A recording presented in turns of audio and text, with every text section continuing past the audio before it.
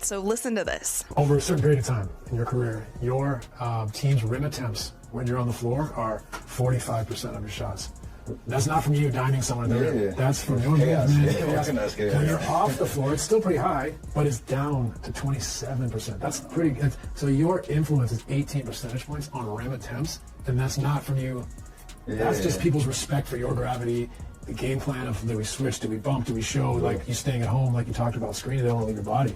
The decisions, we got some clips to pull up here of the finals. Oh, yeah, it's most dangerous. LeBron James recently made a statement on his podcast that shifts our perspective on Caitlin Clark. Interestingly, it seems no one in the WNBA has picked up on this. Steve Nash is analyzing the stats, highlighting LeBron's realization that many overlook about top-tier players. This moment reveals a crucial insight about elite athletes that often goes unnoticed. By the end of this discussion, you'll see why the Indiana Fever might be making a historic mistake, one that's not immediately obvious. LeBron's comments challenge conventional thinking and could have significant implications for how we evaluate talent and potential in women's basketball. I'm going to stop it right there. They're talking about Steph's rookie season where he put on muscle and he started shooting the ball worse. And if you guys remember during the WNBA season when Caitlin Clark was in her shooting slump, again, we do not know why Caitlin was in such a slump this last season. It could have been because of the lingering injuries that she had. Of course, they jumped from leg to leg.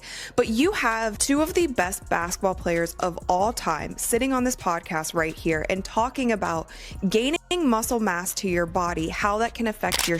Did you see what just happened? Steph Curry's coach stormed into the training room, furious at the staff for bulking up his rookie shooter and ruining her shot. Now, here's where it gets wild. Caitlin Clark arrived at her sophomore season noticeably stronger, with more muscle mass than during her freshman year at Iowa. And what happened? Her three-point percentage plummeted, and she fell into a shooting slump that baffled everyone.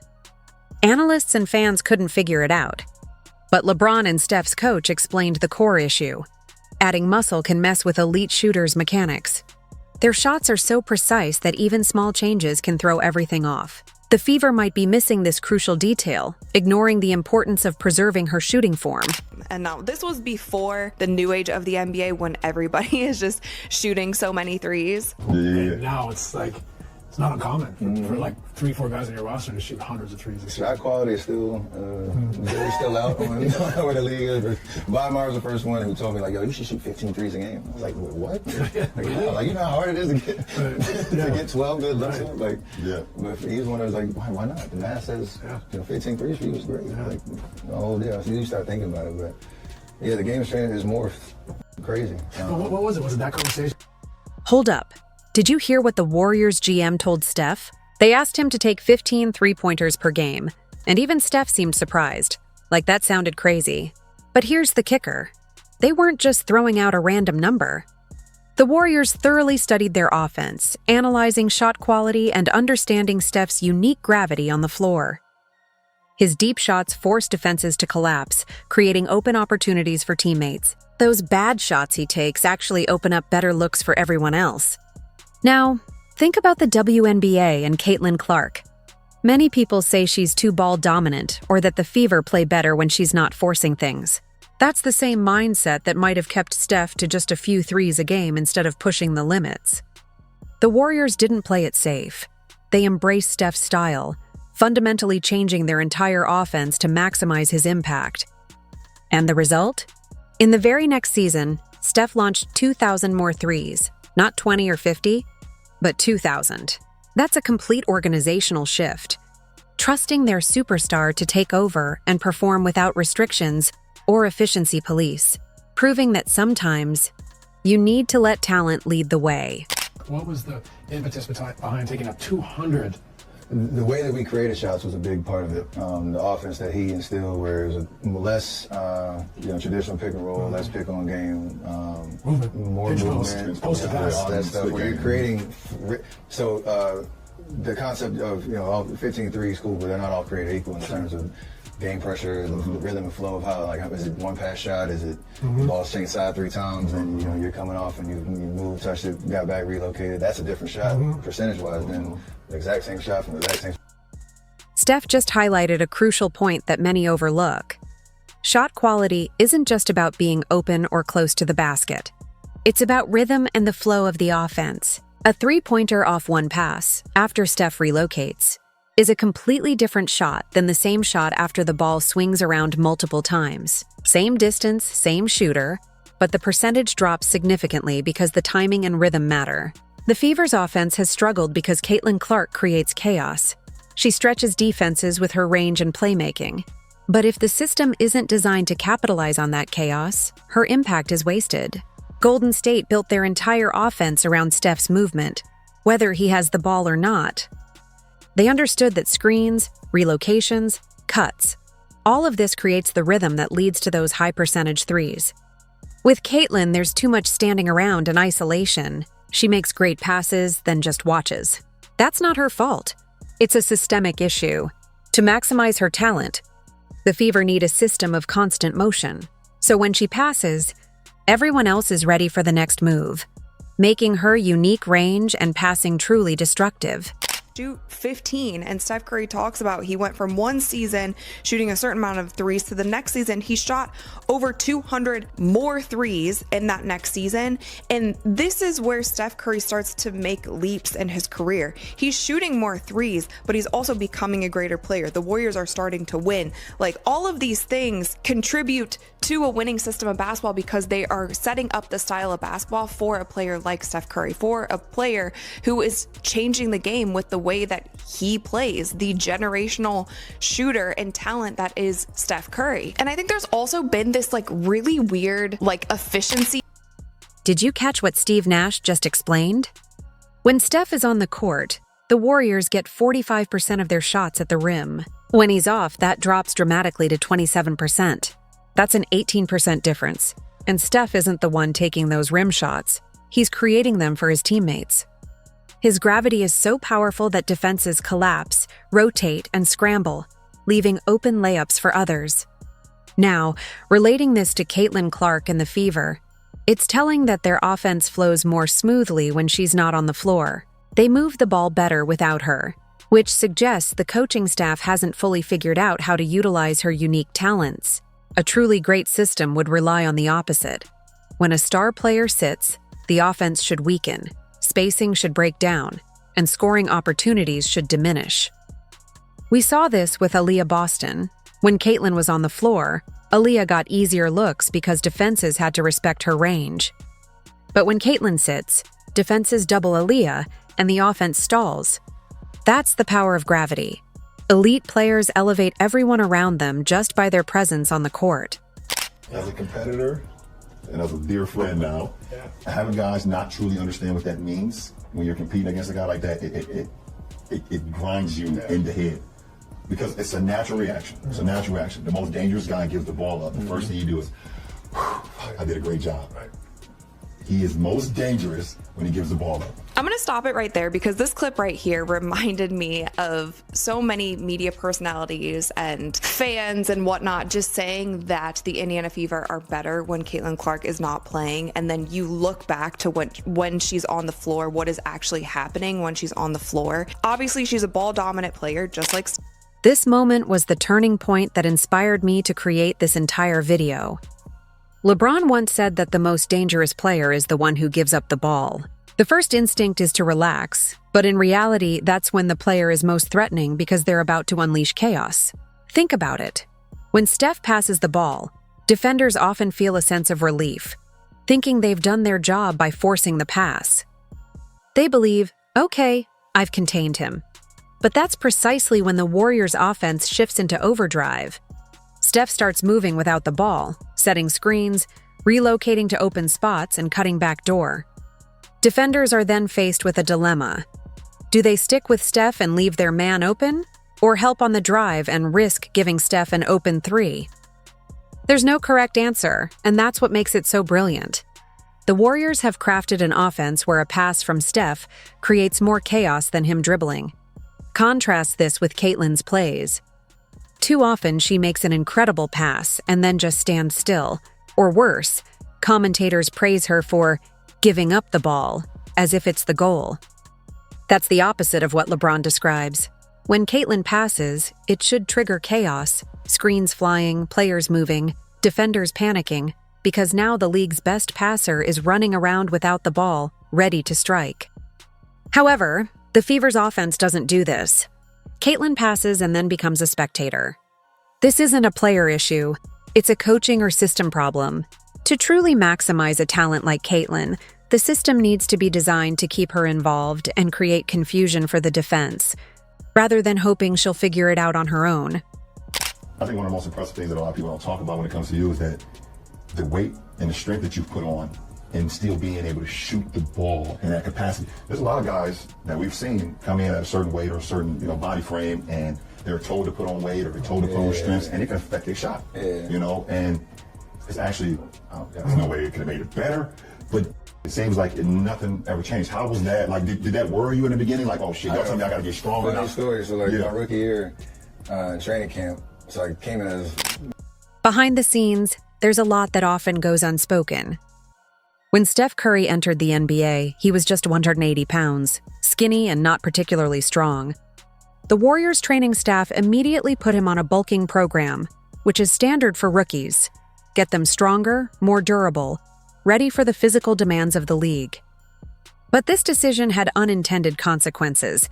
It completely wrecked his shooting. During the first week of training camp, Steph's shot was off. His mechanics felt different. His release was inconsistent. And everything looked wrong. This is where the Warriors organization demonstrated what it truly means to protect a generational talent. Don Nelson, his coach, walked into the weight room and abruptly shut down the program. There was no suggestion to adjust or slow down. Nelson made it clear, nothing was more important than Steph's shooting. He understood what made Curry special and refused to sacrifice it, exemplifying organizational clarity and a commitment to preserving his unique skill set. Fast forward to Caitlin's sophomore season. She appears bigger, more muscular, yet her shot begins to struggle. Did the Fever publicly admit they had made a mistake and need to adapt? Did any coach say they were protecting Caitlin's shooting above all else? Instead, the narrative was that she just needed to work through it as part of her development. The critical difference lies in priorities. Golden State prioritized Steph's shooting, even if it meant sacrificing some strength and defense temporarily. The Fever, however, seemed to focus on fitting Caitlin into their existing system, rather than building a system that maximized her talents. That's how you risk wasting a once-in-a-generation talent by not aligning your priorities with what makes her special. Season, and I feel like it wasn't talked about that much, but something that I truly appreciate about this podcast is it is a basketball podcast. It's not all of the other things. Like when you watch a show like this and you watch it with players, I think it's so fascinating because the guys who are on the show are at the best of the best. So just hearing their basketball IQ, and like they went over some highlights at the end of this, but you're hearing from the best of the best. And Steph Curry goes on to talk about like the full chain of events that happens when you're shooting the basketball, and that's also something that I talked about during this past season, and myself being a shooter, that was my... Check out what Steph says about his natural style. He emphasizes that he can impact the game both on and off the ball. That's his superpower. The Warriors didn't try to force him into a traditional role. They didn't say he needed to be more of a classic point guard or a classic shooting guard. Instead, they embraced his versatility, telling him to be both, and built their entire system around that unique skill set. In the WNBA, however, there's often a fixation on conventional roles. Point guards are expected to pass first, shooting guards to spot up, and players are shoehorned into neat little boxes. When someone like Caitlin comes along and defies those norms, the reaction is less about how to maximize her talents and more about how to make her fit into preconceived molds. I saw many analysts say Caitlin needed to improve her off-ball game, learn to play without the ball, skills she can develop, sure. But what the Warriors did with Steph wasn't waiting for him to become an off-ball specialist. They designed an offense that made his off-ball movement lethal from day one. Constant screens, motion sets, actions specifically crafted to free him up. The Fever's offense, on the other hand, relies heavily on isolation and pick and roll, which is fine but doesn't maximize Caitlin's full potential. She's not just a scorer or a passer, She can break defenses with her gravity and punish them with her vision. To do that, the system needs to create those opportunities, players cutting at the right times, spacing that makes defenses overhelp, and coaches who understand that traditional offensive concepts don't suit non-traditional superstars. It's about creating a system that elevates what makes her special. Like Steph Curry, to me, is one of the most fascinating NBA players because he did change the game. He changed the game because he spread the floor. He showed players that you don't have to shoot right on the three-point line. Like, he was taking a couple steps over half court and shooting those three-pointers. Like, he plays with such an energy and an excitement that got a lot of casual fans involved. And he did all of this at being 6'2", being on the smaller side. But then you get to hear what's happening behind the scenes, and you hear how much of the Warriors organization. This is where things get really eye-opening. Steph talks about how he fundamentally changed the game, how he showed players they don't need to shoot right at the three-point line, and how his deep range forced defenses to stretch all the way out to half court. What's remarkable is that he accomplished all of this despite being just 6'2", relatively small, and not the most athletic player on the court. But what truly made it possible wasn't just his talent. It was the unwavering belief the organization had in him. You've probably heard the story about the GM telling Steph to take 15 three-pointers a game. That's not just a stat. It's a message. It's management saying, "We believe in you so much that we want you to ignore conventional wisdom." Imagine being a player and having your GM tell you to shoot more, not necessarily be more efficient or pick your spots better, just shoot more because they trust you. That kind of confidence from management is game-changing. Did Caitlin ever receive that kind of message publicly? What we mostly hear are criticisms. She needs to cut down on turnovers, be more selective, stop forcing passes. That's the efficiency police at work, focused on safety rather than greatness. And what's crazy is that Steph had bad games. Games where he shot 1 for 13 from 3 or scored just 2 points. But the Warriors never wavered. They understood that those bad games were part of the process of greatness. In the WNBA, though, one poor game can spark a wave of doubt. Is she overrated? Is she hurting the team? Maybe she's not ready for this level. That kind of criticism creates doubt, making players second-guess every move instead of playing confidently. Exactly what makes them exceptional. That isn't the best shot that we could have taken in that possession. And the mindset around these two players, which I feel like when you have a player like Steph or you have a player like Caitlin, it should be similar. You should be instilling so much confidence in that player. It's been handled differently, at least from what we know publicly. The next clip I want to share with you guys is about Steph Curry's off-ball movement. So listen to this. LeBron is talking about Caitlin's off-ball movement here. And you can see his frustration because this is something that elite players understand, but casual fans often miss. When you're guarding someone like Steph or Caitlin, your job doesn't end when they pass the ball. That's actually when it begins. Many defenders relax after forcing a pass, feeling like they've won the possession. But that's precisely when players like Steph or Caitlin become most dangerous. They're cutting, setting screens, relocating, and constantly moving. If you lose track of them, even for a second, they're open for a wide-open three. That's why LeBron says it frustrates him, because even he, one of the smartest defenders, has to fight his natural instincts to stay fully engaged. Now think about how the Fever used Caitlin off the ball. Not enough. Not nearly enough. She should have been running defenders through screens constantly, setting back screens to free up cutters, and then popping out for threes. She could have forced defenses to choose between helping at the rim or leaving her, the league's best shooter, open. Instead, we saw her bring up the ball, make a play, then stand in the corner. That's not her fault. That's a flaw in the offense. The Warriors have an entire system built around Steph's movement, actions called split, Spain, and elevator, all specifically designed to get him open looks through constant movement.